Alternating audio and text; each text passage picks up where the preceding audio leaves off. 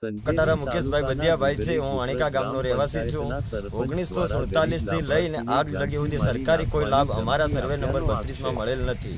આજ પહેલી વાર સરપંચે બોર આપ્યો। તે બોર સરપંચે હાલને તબક્કે 270 ફૂટ બોર કર્યો।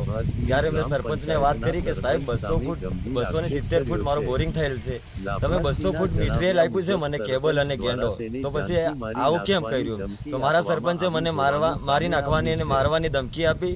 ફરી મારો સરપંચ મારા ઘરે આવી બેલ્ટ કાઢીને મને વારંવાર મારવા આવતો હતો। મારું મટીરિયલ સામાન મારા પાડોશી સભ્યને ત્યાં છે, મોટર ગેંડો પાઇપ બધું મારા સભ્યને ત્યાં મૂકેલું છે, મારે ત્યાં કશું નથી।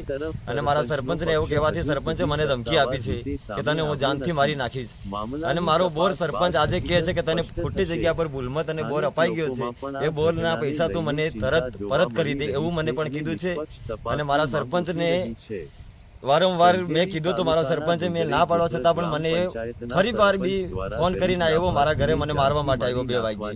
2 વાગ્યે મેં એને કીધું ભાઈ તું રાજુ ખુશી જતો રે, મારે તારા જોડે લડાઈ નથી કરવી, હું મારી જમીન ગીરવે મૂકી અને હું તારો બોરિંગ ફરી વાર તારે જ્યાં તારી ઈચ્છા હોય તું મને લોકેશન આપે, તે જગ્યા પર હું તારો બોરિંગ કરી આપે, મારે તારો સરકારી લાભ જોઈતો નથી। પણ તું મને મા બેન ઉપર ગાળો નથી આપે ને તું મારી નાખવાની ધમકી મને નથી આપે। રસ્તામાં આવતા જતા મને કોઈ થાય તો મારા સરપંચની જવાબદારી રહેશે। મારો સરપંચ છે કાંગોળ વિનોદભાઈ વીરસિંહભાઈ, ગ્રુપ ગ્રામ પંચાયત ડુંગરાના।